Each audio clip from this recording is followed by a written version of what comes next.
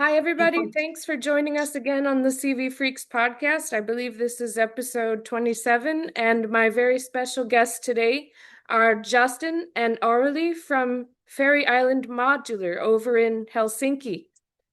Hello. Hey. Thanks Hey, for having us. thank you so much for joining me over here today, and I really enjoyed writing about your module. It took a while, but then it finally, there's a lot to digest in that module. It's an amazing thing what you guys have done. Thanks And very much. you have one other person in your operation, right? We do. That's right. Our junior intern. He's oh, you meant the other guy. We have two other people, if you want to count them. We have our friend Jukka, who's we call him designer extraordinaire. He's also a very experienced synth musician. So he's a designer. So from the perspective of like the visuals, the UI, which is a critical aspect of 4Cs, as well as the branding, and also just the product design, consulting with us on that. Yeah. But it's 6 p.m. here in Helsinki, and he has his own job and family, and so it was hard enough for us three to align our schedules. It couldn't work for him to. And also, this room isn't very big, and I don't think we could put the camera any further back. So. And then the fourth member, as we call him, it's we have our son. Our 5-year-old son. This is a family business, so he's around. Sometimes he was with us at Machina in Bristol a few months ago, and I think he'll be with us at Superbooth as well. Yeah. So you might catch a glimpse of him as well. Exactly. So the majority of the circuit design is by you, Justin? Yeah, I do all the circuit design. Yeah. So I do. I do all the circuit design. I write all the firmware and all the technical sort of things. And then Jukka does the visual design and the UX type stuff. So for example, making sure that the panel feels good, it's playable, it's beautiful, the ergonomics are right. And he came up with those cool leaves on the panel that everyone seems to like so much. I'm a big fan. Yeah. Go ahead. No, you're good. But I was just saying, because, when we were talking about it and my original design looked quite bad. I mean, maybe some people show it. Yeah. Before you can get involved. And he comes at me and he's like, well, I got this cool color palette. We got this cyan, this kind of like burnt orange kind of thing. And I'm like, how the heck am I going to pull that off? So, but it's really good because it sort of pushes you out of the comfort zone, because otherwise it would have just been just like green and red, like everyone else uses. And that's not to cast shade. I mean, there's nothing wrong with green and red, but it's sort of nice to kind of like have a reason to push yourself further, from an engineering perspective. Yeah, in that hall where I met you, it was so crowded, and it's always wild there. It's the best time ever at Superbooth. And I love seeing what I can discover. And you guys have not even launched it yet. So, but yeah, I was drawn to the design and the sound of it right away, and how you had it set up in your case with all your other modules from other. Right, yeah. Yeah, it's just a patchwork of whatever kind of music you make. So, and your music sounds really good too, like your demos of patches with your module. Thank you. Yeah, we try to keep them. We try to sort of like not fall into any one kind of style or genre or anything with those, because I don't want it to be like prescriptive in a way where, for example, if you think of other brands like Noise Engineering, for example, they lean really hard into this kind of like industrial kind of noisy thing. And that's awesome because that's their brand, but I want ours to be, it doesn't really matter what kind of music you make. You should be able to find a spot for it in your rack, assuming that you like the way it sounds in the first place. But it's not going to like push you in any direction. It's going to sort of take your feedback and, you work with it like an instrument, so I kind of do more like this kind of like, I like this kind of like industrial techno kind of thing. And then Jukka, who by the way performs under the name Noise Trees, if you ever want to check him out on his Instagram, or for your listeners out there, he does this more kind of like cinematic ambient droney thing. He loves droning, and that's his thing. And I think that when we first started working on this, like we met a while ago just in the local scene, like trading modules and stuff, like, oh, hey, I got this thing for sale, and like, just like as we usually do. I'm sure you guys have the same thing in your scene in Miami, where you just put it on, I don't know if you guys use Craigslist or however you guys, wrangle that, but just, yeah, I've got blah, blah, blah for sale. And well, anyway, but so, we met prior to that. And then when I was looking for someone to help me with the design, we got put back in touch through a friend of a friend. And he mostly just wanted to help, I think, just because it's a good thing to do for the scene and it's an interesting thing to work on. But he told me, he was like, I didn't even really have any idea what the module was about. And then, but then once he started using it, he was like, oh yeah, this is actually really great for the kind of music I do. So, with it, because I think it's pretty good, it has a pretty vast sound palette, with the different banks and all the different waves and everything. So. And so every Friday we post what we call 4Cs Friday, where we post a patch or demo. And we've really tried it because this is the kind of thing we've discussed also, like the three of us, what is our sound or signature, and our answer very quickly was we don't have one. We don't want to be prescriptive. We want to, and so we tried it on Friday to showcase a wide variety of music and sounds and people, and we really enjoyed doing that. So and we've had a few people, like a few, we call them friends of 4Cs, or customers that have purchased 4Cs that are then reaching out, and it's so thrilling. Like, we're still so new at this that when people reach out, we're like, I bought it, it sounds great. This is what I've done with it, and it's just we send it around, like the three of us, and we're just we're so excited. And it's beyond validating because in addition to, it's just like you make a thing and you put it out into the world, and then it's out of your hands for better or worse, and it's like, okay, well, you've put in the work, the hay's in the barn, and let's see how the public receives this thing. And so when someone reaches out like, oh man, I picked this up, I just love it, and I mean, maybe people hate it too, I don't know, but they don't write us emails, Right. but somebody comes out and says, oh, I've been really enjoying this, and it just makes you feel like, all that work is somehow worth it now.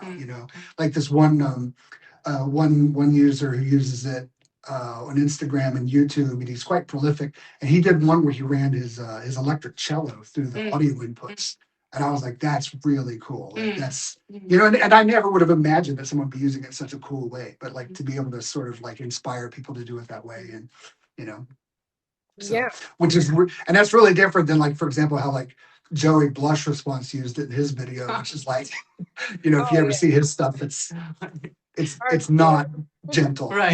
Right. Here's a signature lullabies. Yeah, exactly. Yes.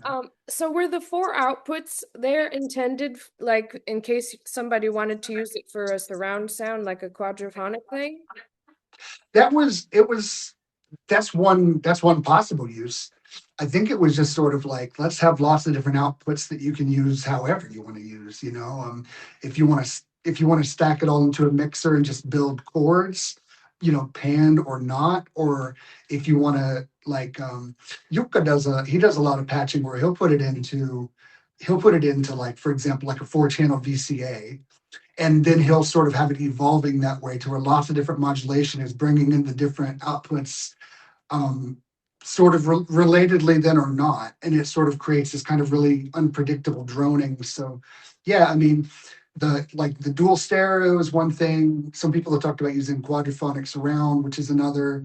Or then I just like to patch it around my case for like just different like percussive act. Like I usually do 1 as a bass, and then 2 as a stereo pair as some sort of like pad thing, and then something else as a little like percussive kind of thing. That's just, there's just a lot you can do with it, And self-patching is also really fun. Like if you do like literally cross patch, like take outputs 3 and 4 and put them into audio inputs 1 and 2, and then turn up your FM or turn up your phase mod, for example, and then that gets really, really interactive and really crazy pretty quickly. But Yeah, does the spread mode work best with all 4, or what do you think? Yeah, well, I mean, I think you hear it more if you do it that way, but you don't strictly have to use all 4. And you don't strictly have to use all 4 as audio either. You could use 1/2 of it as an LFO mode if you want to, which spread mode does apply to as well. The spread mode doesn't apply to output number 1. So usually like that's kind of your reference, and then you can sort of like span it away from that. But like it doesn't like, it can be the heart of your whole patch, but it doesn't strictly have to be. Right. So, but you And definitely hear the spread mode more if you're using it more because you really hear like it's almost like that THX like you know and you could edit that into the podcast like cut that audio into yeah, the first time when I first get a module, I love to just perform with it live and see what happens. So I played it at the CV Freaks, and yeah. it sounded like bagpipes, just like droning bagpipes. And they're probably Hopefully like, in a "What good is way, he doing?" Yeah, right? yeah, but That's super brave of you to take it live Yeah, immediately. That's it, awesome. I have to because it's like it's so shocking and surprising for me, and it's exciting. Like, oh, it yeah. kind of makes you like work up a sweat, like. Oh, absolutely. I See mean, on your toes, I well, bet. yeah, I think the pressure is kind of what helps you like thrive a little bit more. I mean, it's one reason why we're into modular in the first place. Like the sort of unpredictability and the kind of danger of, like I performed at a show and then the headliner was this guy from around here who was like, "Oh, I'm waiting for so and so to show up with a Metropolis. Like I'm going to use it tonight for my sequencing." He was like, it's like he never used it before, and that's what he was going to perform with. And I was like, "That's awesome, man."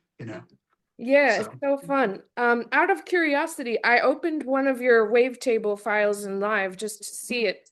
Oh, goodness. yeah, And yeah, the way it looks, so the wavetables you already have in there, how many are there in there again? Like 10, right? you have 12 up to 12 banks, and it ships with 12 banks. 12. So and each bank has it's a three-dimensional array of 8 by 8 by 8 waves, so 512 waves per bank. So yeah. So neat. And how does it look? Does it look interesting on a scope, or how does that? Oh, it can do. Yeah, yeah, definitely. Some you can get these kind of interesting Lisa Zhu kind of effects if you do the XY thing. Um, but I don't do a lot of that stuff. Yuka does a lot of that stuff. He actually has a modified Vectrix, if you remember. Yeah, those Yeah, TVs, yeah. Yeah. yeah. And so he uses that because he performs with another guy around here, Tomas, who's his good friend, and they do this sort of audio visual thing. And so they use these Vectrix like to do the visuals. And it's pretty amazing to see how that works. Like so, and then and he likes this. We're actually going to try to have a Vectrix at our booth, a super booth, so we can show that off. But like getting those interesting figures on there, like especially like with the analog retro technology is quite cool, Oh yeah, for sure. And you're gonna make a software soon so that people can easily develop their own wavetables. Is that right? Yeah, definitely. We have kind of a beta version that's floating around there for some of our trusted beta testers.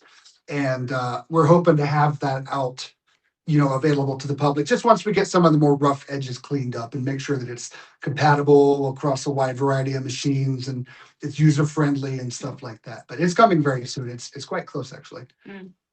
Yeah, I can't wait to see whatever the new things are going to be at Super Booth. Yeah. Do you have Yeah. any audio examples patched up there you'd like to demo or turn up for the volume on or? Oh, well, I mean, we don't have audio hooked up or anything. Oh, So okay. it probably wouldn't come through, you know. Yeah, this is patched up, but I don't even know what it sounds like. I have one back here that I'm actually like stress testing. So like I'll try to do a burn-in test for modules, and so I'll just patch up like everything with lots of modulation and then just leave it patched up for like a week and make sure it doesn't crash. So that's what I do when I'm trying to like develop new features and things.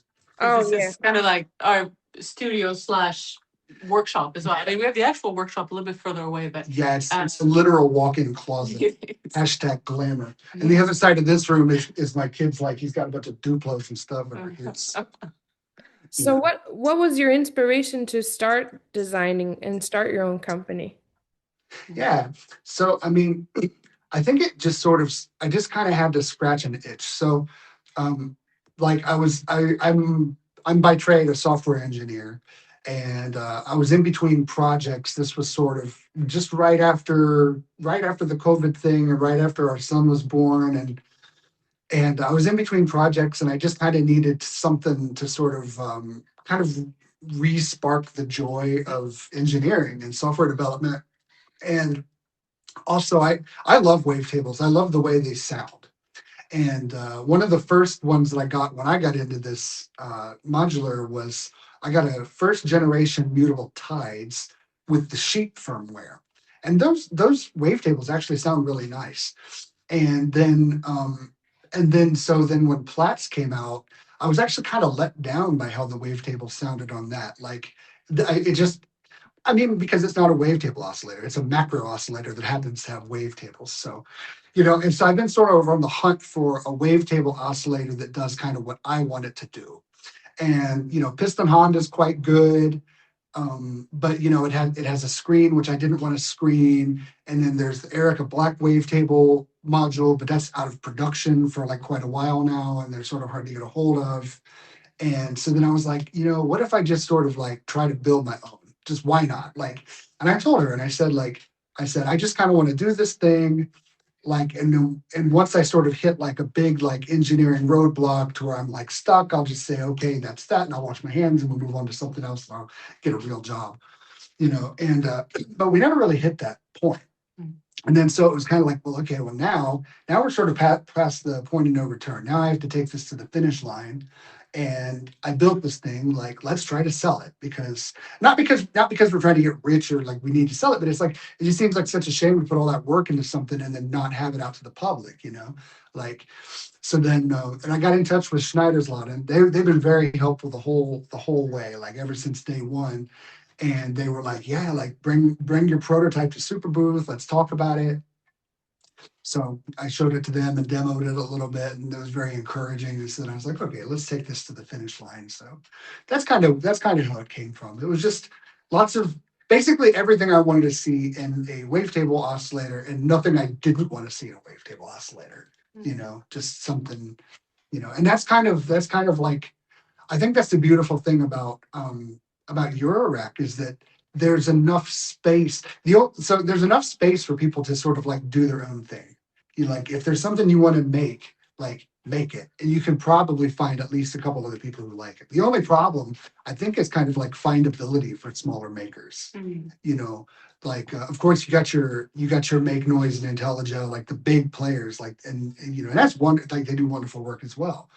But it's like it's almost like they block out too much of the sun for some of these smaller shops who are like also doing pretty interesting stuff, but it's hard to find out about them. Like we see like Reddit threads and stuff, and people are like, oh, I'm looking for an oscillator, here's what I'm looking for. And I'm thinking like, man, like maybe he'd like a 4 season. I don't usually post because I don't want to be like spammy or anything. Yeah. But in the back of my mind, I'm like, oh, That's exactly what, like if only like maybe our thing is not for them, but it'd be cool if they at least knew about it as an option, So yeah. We're still new to that. I mean, Yeah. yeah. Yeah. Yeah. Also to answer, we're talking about the team and to answer about what I do. I basically jumped in. I mean, I've been involved since the beginning because, we're family. And so I was always on the sideline. But then there came a point, probably about a year ago, that we had to make a decision that is this going to be, you're going to hand solder 5 of them and, sell them around the group?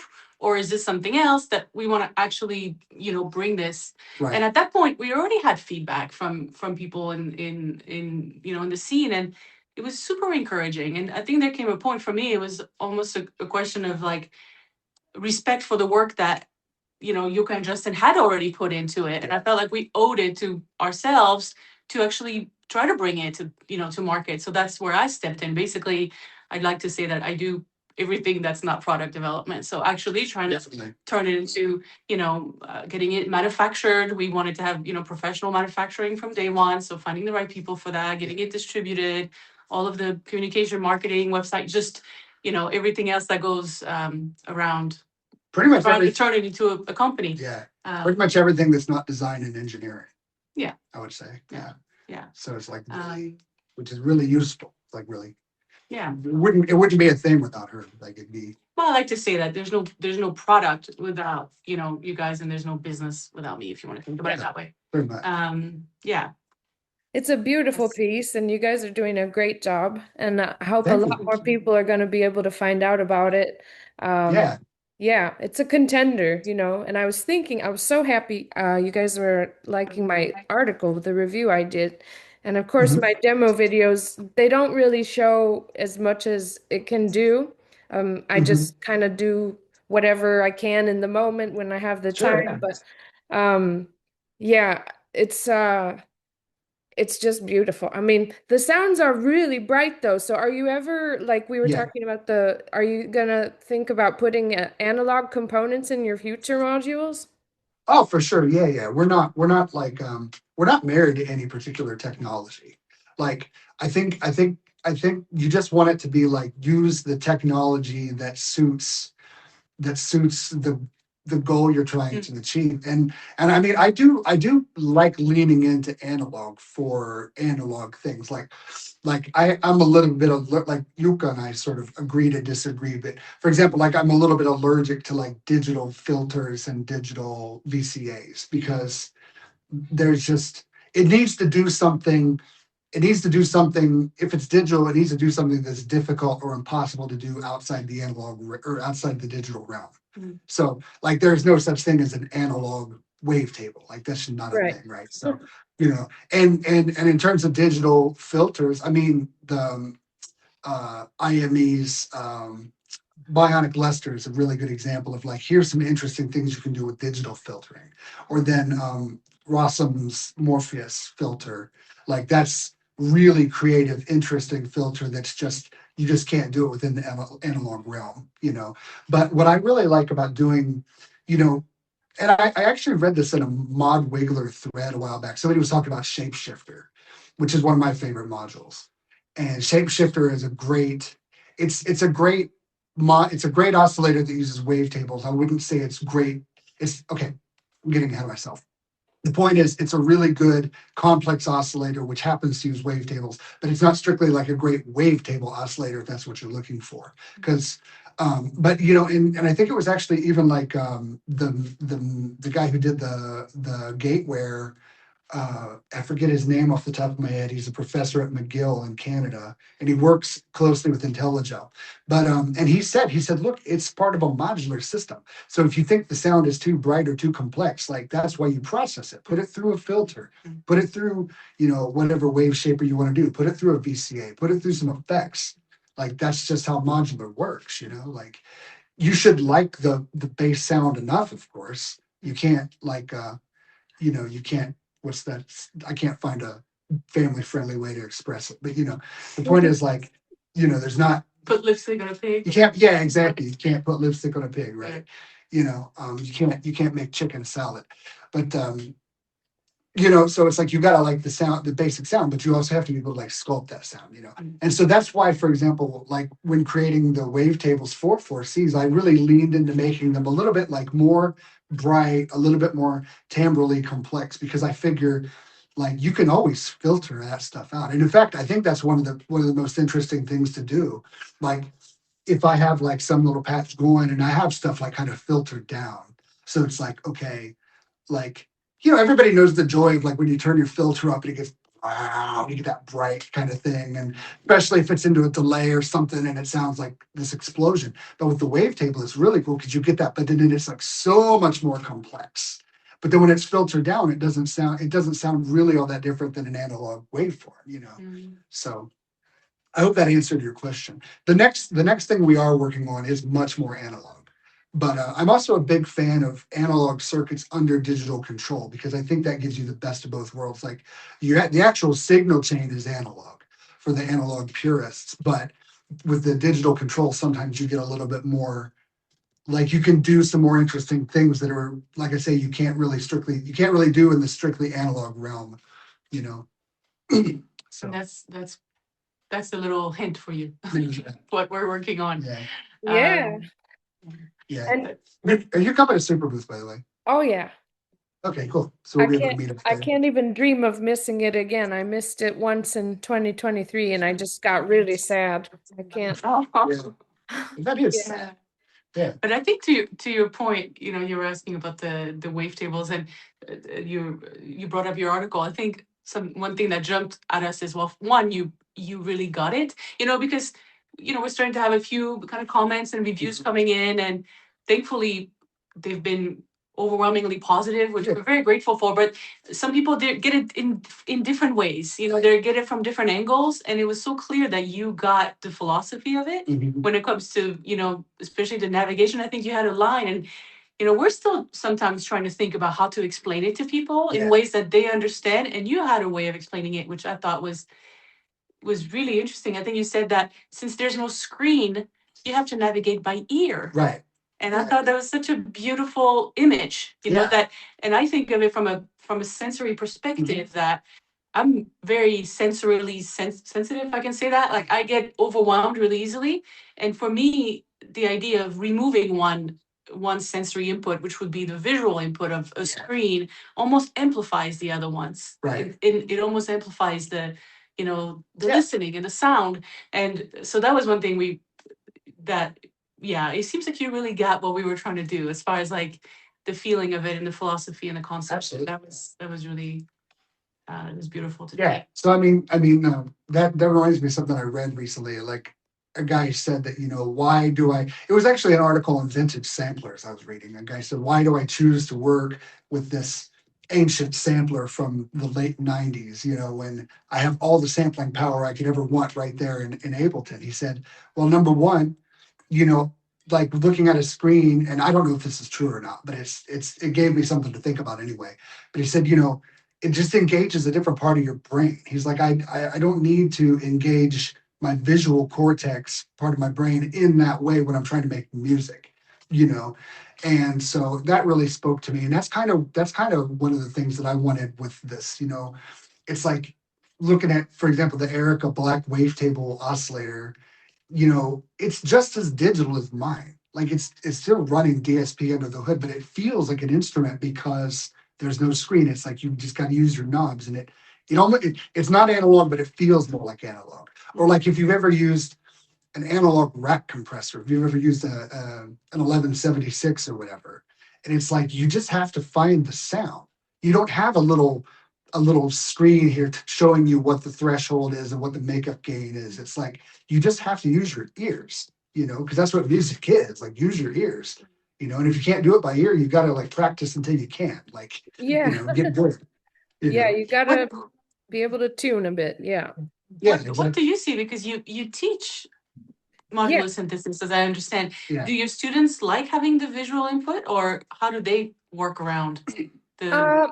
Well, I have a few modules there that have like a really small screen, but I don't integrate, you know, the Eloquencer has a screen, and you know, it shows them the notes, and so I show them that, but I'm really just trying to get them to feel out the others, like tuning, always pointing out the tuning on the oscillators, and you know, the ones that are less steady, you know, I point that out, like. And then my sequencer that I use all the time, you can't tune it precisely at all. So I love. Which one is that, by the way? The Pittsburgh Simple Sequencer. Oh, yeah, that's a nice one. And it's just, you know, I mean, of course, it would be nice to have some control over the pitch, but it's not really necessary because you use your ear. So And that do you generate, because that's an interesting shout there, because like I think a lot of people. So do you generally run that into a quantizer, or do you use it unquantized? Not that, and there's no right answer. I'm just curious. No, I don't use. Well, I just run the clock, and no, I don't need quantized. So because I was just thinking, it reminded me of a story I read about from the guys from Survive who did the Stranger Things work. Dixon and I don't remember their names, unfortunately, but I read an interview with them when they were getting all this acclaim after season 1 of Stranger Things, and they said, you know, we used a lot of modular and a lot of sort of vintage modular, and they said, like, so they came up with this theme for the Demogorgon, and it was like a 5-note theme or something like that, and it's not quantized. It's not in any particular key. It does sound very cool. And then they were like, well, now we actually just can't unpatch that at all. And we have like a big sign like, do not touch these knobs in case they need to come back and like, so it's just but the point is like, maybe if that were quantized, it wouldn't have the same magic, it allows you to think outside the box, so sorry, I get a bit tangenty, but No, that's one of the reminded me main, of that, yeah, that's why I love cross modulating so much, because yeah, that leads to those unpredictable sounds when you're modulating the two oscillators together and yeah, getting like absolutely. weird sounds between them. Yeah. Yeah, Last, I mean, yeah, go ahead. no, please go ahead. Well, I was just going to say, I mean, like using modules in unpredictable ways is a cool way. I mean, the closest thing you could get to like the quote unquote analog wavetable would be if you ran an audio rate clock into your sequencer and took the output of that, and then as you're playing with your note pots of your sequencer, like that becomes the peaks and valleys of the wave. And so like it's just like thinking outside the box and trying to find different ways to use the modules. Like it can be very inspirational, if nothing else, just like, I wonder how that does. And then maybe you strike gold or maybe you don't, but it's generally fun to try, Yeah, that's a really good idea. I've been loving when I There you go. turn up the resonance and hear the different tones of sequencing like resonance. Yeah, definitely. Absolutely. Yeah. Yeah. I love filters that have CV over the resonance. Like that's a nice thing, especially really like squelchy things. I like MS-20 style filters. I think everyone does that anyway. Do you have any albums of music that people can listen to if they want? Oh, good grief. Yeah, well, I perform under the stage name Drugs on War, but my output is not anything worth mentioning. I have a couple tracks on Spotify or whatever. I mean, you had a few tracks, and then basically, all the effort went into. Yeah. And to be clear, there's this isn't our full-time thing. So we That's just the have thing. jobs, and so obviously your output is great, but the output goes somewhere else. The output goes towards Ferry Island. Yeah. But it's fun. But it's fun to perform. Mostly, I like to perform under that name and do like live modular stuff. Just it's always fun to do. It's usually fun to listen to, and then you unpatch and move on with your life. So yeah. Well, thank you guys so much for joining us today, and it's been a really great pleasure and honor, and I'm so glad that we got to learn about your module and play it, and I can't wait to see you at Super Booth. Yeah, likewise, man. It'll be great to catch up in person over there. Yeah, and thank you for having us, and glad we could finally line up the dates and availability, and yeah. See you in Berlin in a few months. Yeah, and stay cool over in Miami in the meantime. I will. Okay, cheers. So I'll see you. Talk to you later.